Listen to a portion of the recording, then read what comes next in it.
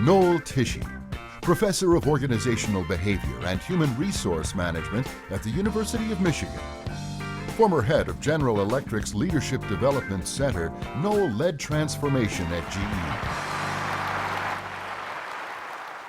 I am delighted to be here with you. I wrote a book after I left GE on the Welch transformation. And there's an image here about leadership I want to share. Page 1 of this book is the 20-year Welch journey took GE from $11 billion in market capitalization to $500 billion. So for 20 years, uninterrupted growth and financial performance.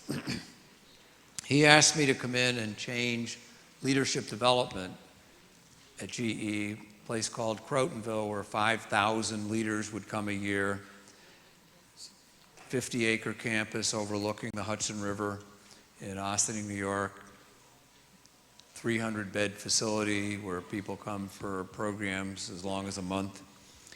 And one of the first programs he asked me to run was for off-campus college hires, 2,000 a year of targeted people that were engineers and so forth. And he said in 1985, he was known as Neutron Jack. Building, standing, no people in sight. He was laying people off in a world where Japan didn't lay anybody off, IBM didn't lay anybody off, Westinghouse didn't lay anybody off, digital equipment, and the world, according to the academics, was going to be better if we gave lifetime employment. And Welch said that's a lie. The only job security you get is being globally competitive. And if your business is 30% more expensive than the Koreans or the Japanese, you will need to size the headcount of that business to be globally competitive, and I'm not going to cross-subsidize you out of another business. That was a tough message in those days. So he wanted the young people to come in and spend 3 days to understand GE's strategy, GE's values, their values, and was this the right place for them to be? And I made them go out and interview 4 managers before they came to Crotonville with 4 questions.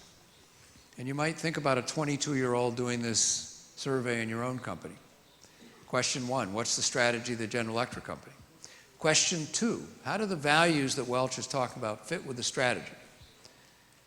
Question number 3, how do those values fit with your business? Could have been plastics in Pittsfield, it could have been jet engines in Evendale, it could have been medical systems in Waukesha, Wisconsin, could have been major appliances in Louisville, it could have been GE Capital in Stanford. How do they fit with your business and how they fit with you personally? Nobody, no 22-year-old just hired for the company will ever show up at a training session with a requirement and not do it. They're new to the company, they don't know any better. And you're going to tell them that the CEO is going to be there. So they all did it. Get them together, say, Welch will be here for a 3-hour dialogue tomorrow morning to talk about the problems. And we sent them off into breakout rooms and they summarized some of their, and I looked on a flip chart and there was that comment there. Well, does that surprise you? A 22-year-old, think of that in your own company, a 22-year-old in tough times asked to interview 4 managers. Well, they're not going to interview a senior manager, they were just hired. There's some guy in a cubicle down the hall. And by the way, the guy in the cubicle down the hall's best friend was laid off last month. What do you think he thinks about Welch? Welch is an asshole. Let me tell you, he laid off my best friend for no reason. Well, that's what people were saying.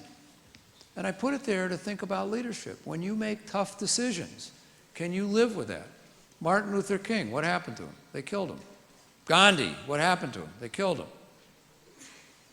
If you're a leader and you're trying to change the world, you better be able to live with some version of that, because you do not win a popularity contest early on.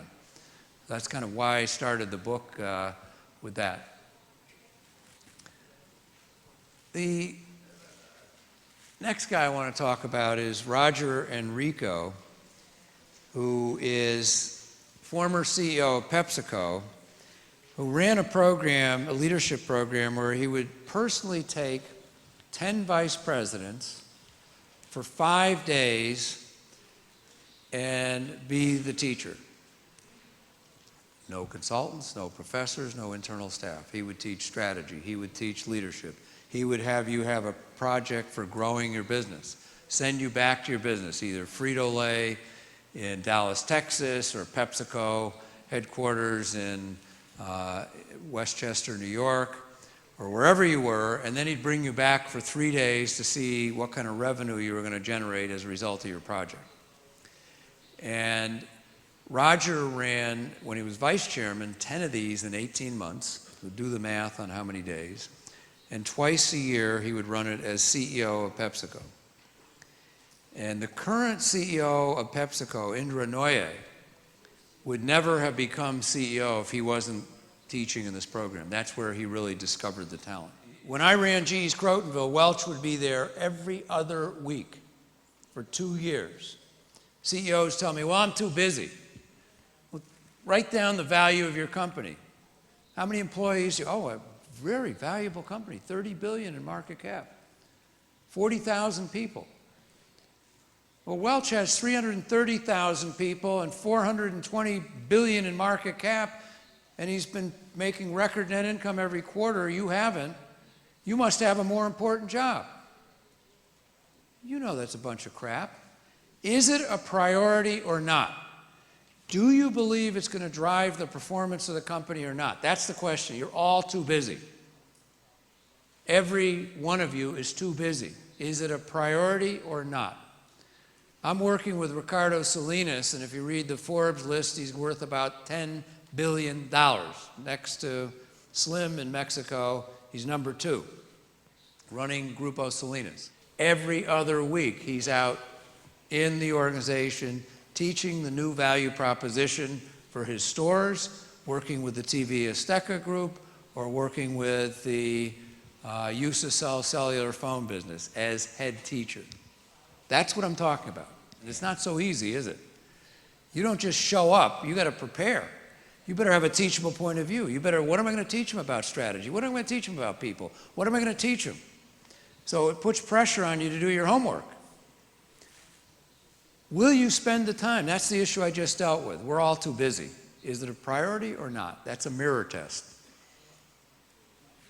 Third, are you a vulnerable role model and coach? If Roger Enrico, you're one of 10 vice presidents, you show up at his ranch for a 5-day workshop, and he gets behind a podium and starts reading a speech to you, how much respect do you have for that guy? 0. He's there to be with you. He's there to coach with you. He's there to engage with you. He's there to be, I don't know the answer of what's going on in Frito-Lay in Brazil. What do you think? Gee, that's very interesting. What are we doing with our bottle suppliers? I want to learn from you too. Now, he has a responsibility to set the stage and share his point of view. Can you create a learning program, real business problems? That's what I mean by action learning. You didn't show up to Roger's event without a growth project, something you're going to do to grow revenue in Frito-Lay, something you're going to do to grow revenue in Pepsi. And we're going to talk about how we frame that project, and you're going to go back and make something happen. We're not going to sit around and read Harvard teaching cases that were written 5 years ago. No, we're going to work on your case. Can you blend the soft and the hard? I don't ever want to do a program, and never will, where we don't combine good teamwork, good leadership, finance, marketing, and accounting. Not, we're going to take a marketing course over here and a finance. No, when you play the game of business, you play it together. I want a high-performing team. I want good leadership behavior. I want you to take that strategic planning methodology and apply it. I want good financial analysis. That's how we win the game. And you got to motivate, energize people to learn. So that's, to me, the big takeaway from Roger. And to do that, you have got to be willing to be the head teacher at whatever level.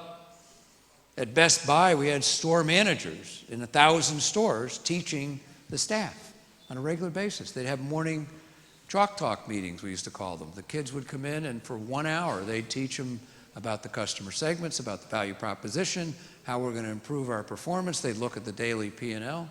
So it doesn't just happen at the senior levels, you go all the way down. We're doing this in Mexico right now in the Grupo Salinas Electra stores. In the stores, coaching the staff on the floor, and the teachers are not consultants or professors, it's the store manager. By the way, she never would have been found if she wasn't in the program with Roger. That's how he got to know her. Think about getting to know your people by being in a workshop and teaching them versus headquarters. And PepsiCo has a wonderful headquarters in Purchase, New York, with Picassos and Moreaus in the garden. Roger said people would come in, do a PowerPoint presentation, and they couldn't wait to get the hell out of there. Nobody added any value, as opposed to we're sitting around working each other's projects. So, I want to challenge you to start exercising your teachable point of view. I want you to imagine that the BBC from London is doing a global television program on leaders around the world, and they're asking them one question: what is your teachable point of view on leadership?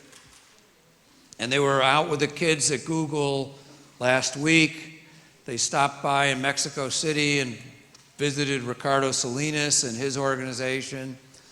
They flew down to Sao Paulo, and the TV crews are out in the hall, and they get your camera in your face, microphone in your face, say, what is your teachable point of view on leadership? And 30 million people around the world are going to watch this. What would you say? 4 points. 1, look in the mirror every day and ask yourself how you can be a better leader. Number 2, drive change. If you're not tough-skinned enough, if you're not strong enough, you cannot lead change. Number 3, be a teacher. Develop other leaders. Number 4, be a giver, not just at work, but in the community. What is your teachable point of view? And I want to challenge every one of you in this room, just reflect on what it takes to be a good leader. So I leave you with the goals that I laid out, that you're on the journey to make good judgments yourself. You've got to keep working your teachable point of view and leave this experience where you've been learning a lot with a commitment to go back and teach and develop other leaders. Thank you for the opportunity. It's been great being here.